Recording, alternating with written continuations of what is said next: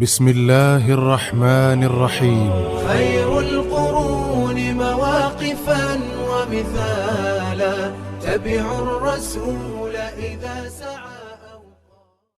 اور ڈھونڈتے ڈھونڈتے اتنی دیری ہو گئی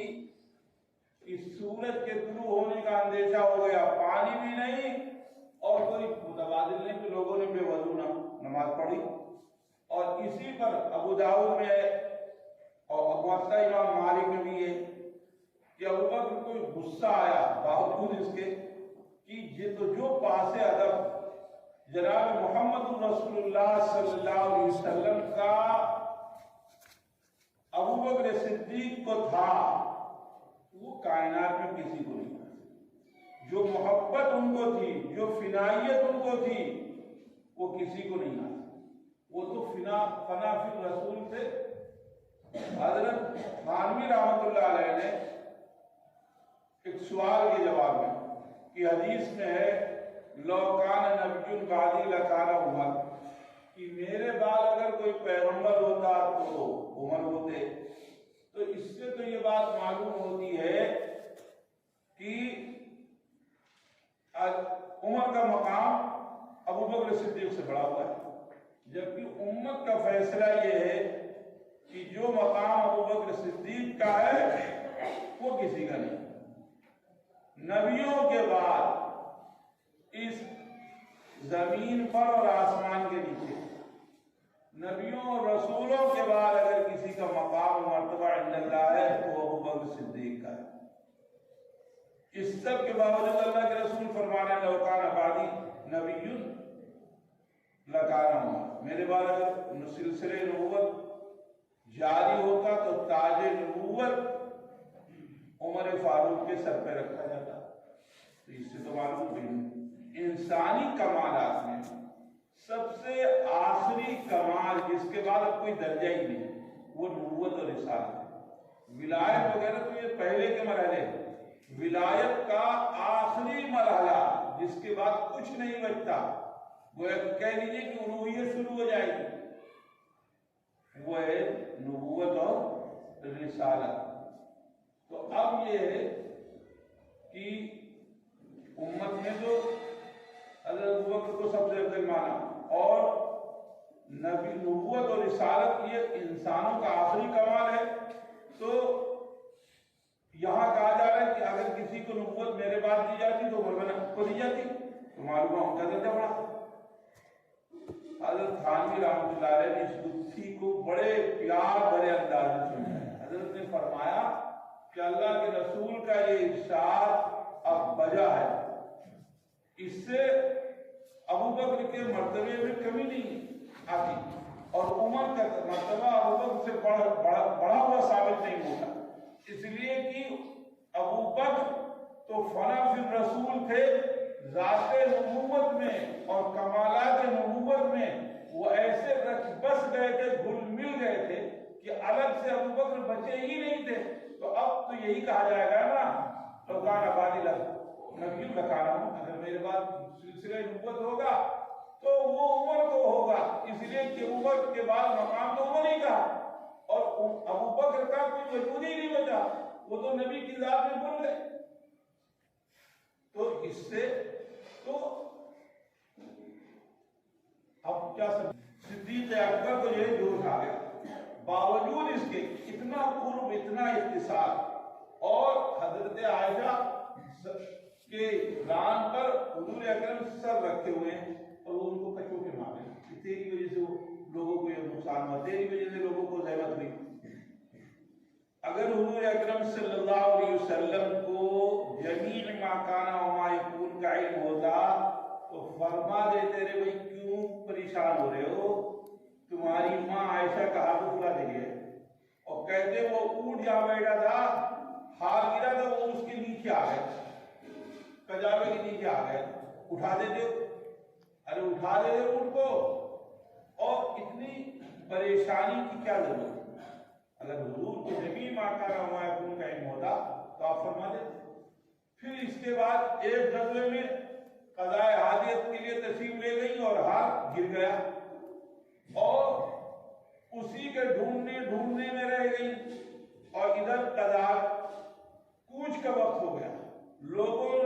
سمجھا کہ اماں عائشہ کجاوے میں ہے، چونکہ ہلکے بدن کی تھی، انہوں نے کجاوے کو اٹھا کر اونٹ پر کس دیا، قافلہ چلا گیا، سارے لوگ چلے گئے، اور اماں عائشہ جب ڈھونڈ کے آئیں تو معلوم ہے کہ سب لوگ جا گئے، کیونکہ اس وقت ایک نظام تھا کہ حضور اکرم صلی اللہ علیہ وسلم جب ایک منزل سے چل کر دوسری منزل پر رکتے تو پھر یہاں سے ایک آدمی کو بھیجتے کہ پچھلی منزل تک جاؤ، دیکھو کسی ساتھی کا کوئی سامان وغیرہ تو نہیں گر گیا، اگر کوئی سامان گر گیا ہے، چھوٹ گیا تو اس کو لے دیا۔ اس کے لیے وہ گئے تو وہاں دیکھا حضرت عائشہ جب واپس آئی تو انہوں نے اپنے کو ایک چادر میں لپیٹ کے وہ پڑھ رہی۔ اب یہ ڈھونڈتے ڈھونڈتے جب اس جگہ پہنچے تو ان کو کچھ محسوس ہوا، حضرت عائشہ کو بھی لگا کہ کوئی آیا تو رک بیٹھی، انہوں نے دیکھا کہ تو اماں عائشہ، تو پاؤں تلے زمین پہ تھی، انہوں نے رخ پھیر کر اونٹ بٹھایا، اماں عائشہ کو اپنی سواری پر بٹھایا، پیدل غریب چلے یہاں تک آئے، اور پھر وہ طوفان بدتمیزی کھڑا ہوا کہ منافقین نے نعوذ باللہ یہ ہنگامہ برپا کر دیا کہ ان کا حضرت عائشہ سے کچھ انبن تھا، کچھ وعدہ وہی، اسی لیے یہ پیچھے رہ گئی صاحب، اور یہ بات اتنا طول پکڑ گئی کہ حضور اکرم صلی اللہ علیہ وسلم کے قلب اطہار پر بھی گرانی ہونے لگی، اور اماں عائشہ نے کہا میں کہ چلی جاؤ تاکہ دل میں تکدر نہ پیدا ہو۔ باوجود اس کے اور خفیہ طریقوں سے ان سے گھر باہر جن کا آنا جانا معلوم کرتے کہ اس الزام میں کوئی صداقت تو نہیں، حالانکہ دل کہتا تھا کہ عائشہ پاک ہے، لیکن جو طوفان برپا تھا، جو اتہامات کے جھکڑ چل رہے تھے، تو اس سے بے اطمینانی بھی تھی، اور اسی لیے کہ بھائی اگر کہیں آدمی متاثر ہو کے نعوذ باللہ آیا اور سلوک دوسرا ہوا تو معاملہ بگڑے گا، اس لیے کہا اپنے باپ کے یہاں چلی جاؤ، ابو بکر کے یہاں چلی جاؤ۔ وہ تو اللہ تعالیٰ نے عجیب جلال کے ساتھ آیات اتاری، سورۃ میں انزل اللہ فرضنا، اور اس میں کہا طیبات للطیبین والطیبون للطیبات۔ جب محمد الرسول اللہ تم پاک ہو تو تمہاری شریک حیات بھی پاک ہی ہوگی۔ گندوں کے لیے گندیوں کا انتخاب ہوتا ہے، اور گندیوں کے لیے گندوں کا انتخاب ہوتا ہے، پاک بازوں کے لیے پاک باز کا ہی انتخاب ہوتا ہے۔ آپ پاک باز ہو، پاک بازی کو پاک بازی آپ کے صدقے میں ملی ہے، اس لیے غلط کا انتخاب آپ کے لیے نہیں۔ اللہ نے آسمان اور آج تک شیعہ علیہ مالے وہ آج بھی قرآن کی اس برات کو قبول کرنے کے لیے تیار نہیں۔ وہ کہتے ہیں کہ جب میری کبھی حجاز میں حکومت قائم ہوگی تو میں عائشہ کو ان کی قبر سے اکھاڑوں گا اور حد جاری کروں گا۔ آج بھی نہیں تو اگر حضور اکرم صلی اللہ علیہ وسلم کو جمیع ما کان وما یکون کا علم ہوتا تو آپ فرما دیتے ارے بھائی رکو، ابھی تو تمہاری اماں ہی نہیں آئی، اور بلا لاؤ، کیوں عائشہ پریشان ہے، ان کا حال رکھا لے کے پڑا ہوا۔ معلوم کیا ہوا کہ جب جو چیزیں اللہ نے دی، جو جتنا علم عطا فرمایا، اور اس میں کوئی دو رائے نہیں کہ سب سے پوری کائنات کے مجموعے سے بڑھ کر آپ کو علم عطا کیا گیا، لیکن وہ علم اللہ کے مقابلے میں علم جزئی ہے، وہ علم کلی نہیں ہے، وہ جمیع ما کان وما یکون کا علم نہیں ہے۔ اور اس سے آگے بڑھ کر دنیا کی بحث سے بولو، آخرت میں آتا۔ بعض لوگ کہہ دیتے کہ اللہ نے یہاں نہیں دیا وہاں دے دیا، محشر برپا ہونے کے بعد دے دیا۔ ارے بھائی پابند احکام کی پابندی تو دنیا میں، آخرت میں تو ہے نہیں، وہاں پھر بھی ہو، اور پھر چلو مان لو وہاں بھی۔ تو آپ نے روایات میں پڑھا ہوگا کہ اللہ کا رسول حوض کوثر پر تشریف فرما ہوگا، ایک جماعت آئے گی حوض کوثر کے لیے پانی لینے کے لیے، فرشتے روکیں گے کہ بھاگو، اللہ کے رسول کے گھر میری امتی ہیں آنے دو، میرے امتی ہیں آنے دو۔ تو وہ فرشتے کہیں گے اللہ کے رسول آپ کو معلوم نہیں، دنیا سے تشریف لے آنے کے بعد انہوں نے کیا کیا، نمبر 2 سے آپ کے دین میں سپلائی کی ہے، کیسی کیسی بدعتیں ایجاد کی ہیں، کیسی کیسی بے دینی کو اس پر دینداری کا لفافہ اور عبادت کے پیکٹ میں اس کو بھر کے امت میں سپلائی کیا ہے۔ تو آپ کیا فرمائیں گے؟ فصلوں پر سو کر بھگاؤ، کم وقتوں کو بھگاؤ۔ تو اب اگر اللہ کا رسول جمیع ما کان ما یکون کا علم ہوتا تو فرشتوں سے کہلاٹ ہی ہوگا، پہلے ہی مرحلے میں کہتے تھے بھگاؤ، یہ کیوں کہتے رہے بھی آنے تو کیوں روک رہے ہو، تو یہ تو میرے ہیں۔ اور اب جب اللہ کے رسول کو ان کی کارگزاری بتائی تو معاملہ دوسرا ہو گیا۔ تو یہ چیز بتاتی ہے کہ جمیع ما کان ما یکون کا علم نہیں تھا، جو اللہ نے دیا اس کا تھا، اور سب سے بڑھ کر دیا۔ اور اس سے آگے حدیثوں میں آتا ہے کہ جہنمی جہنم میں چلے جائیں گے، اللہ ہم سب کی حفاظت فرمائے، لیکن اس میں کچھ ایسے لوگ ہوں گے کہ ہوں گے مومن، ان کے دل کے نہا خانوں میں کہیں نہ کہیں ایمان کا جگنو جگمگا رہا ہوگا، اور جہنم کے اندھیاروں میں پڑے ہوں گے، سزائیں کاٹ رہے ہوں گے، نہ آج ان کی کوئی نیکی کام آئی، نہ کسی کی سفارش ان کے حق میں چلی۔ تو اللہ تعالیٰ اللہ کے رسول صلی اللہ علیہ وسلم نے فرمائیں گے محمد جہنم سے ہر اس بندے کو مانگو، داروغ جہنم سے لسٹ فہرست مانگو، اس لیے کہ احادیث میں ہم یہ سمجھا رہے تھے کہ کسی ان کے لیے سفارش اور جہنم سے رستگاری اور چھٹکارے کی کوئی شکل نہیں بنتی، تو وہ جہنم میں بیچارے پڑے۔ اللہ کے رسول صلی اللہ علیہ وسلم سے اللہ تعالیٰ فرمائیں گے کہ جس کسی کے دل میں ذرہ برابر بھی ایمان ہو ان سب کو جہنم سے نکلوا۔ اللہ کے رسول صلی اللہ علیہ وسلم تو یہی چاہتے تھے کہ کوئی مرد مومن جہنم میں گناہوں کی وجہ سے نہ رہ جائے، سب جہنم سے نکل کر جنت میں آ جائے۔ اللہ کے رسول صلی اللہ علیہ وسلم اپنے علم کے مطابق، اس لیے کہ جہنم سے نکالنے کا جتنا حریص اللہ کا رسول ہے کوئی نہیں، اللہ کے رسول چاہیے ہی کوئی جہنم میں بچے، سب آتے ہیں جنت میں، اتنا پیار ہے امت سے۔ کسی پر خراش آئے یہ اللہ کے رسول کو گوارا نہیں ہے، وہ اللہ کا نظام ہے،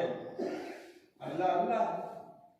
وہ حاکم مطلق ہے، وہاں کوئی پر نہیں مار سکتا۔ اگر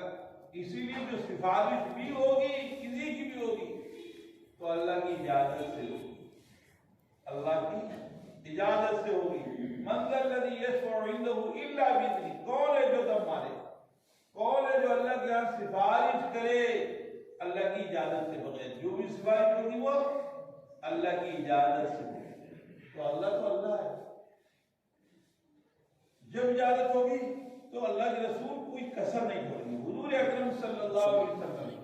اپنی دانش میں جہنم سے ہر مرد مومن کو نکال باہر لائیں گے، وہ سب لوگ جنت میں چلے جائیں گے۔ پھر حدیث میں آتا ہے کہ اللہ اپنے دست قدرت کو ڈالے گا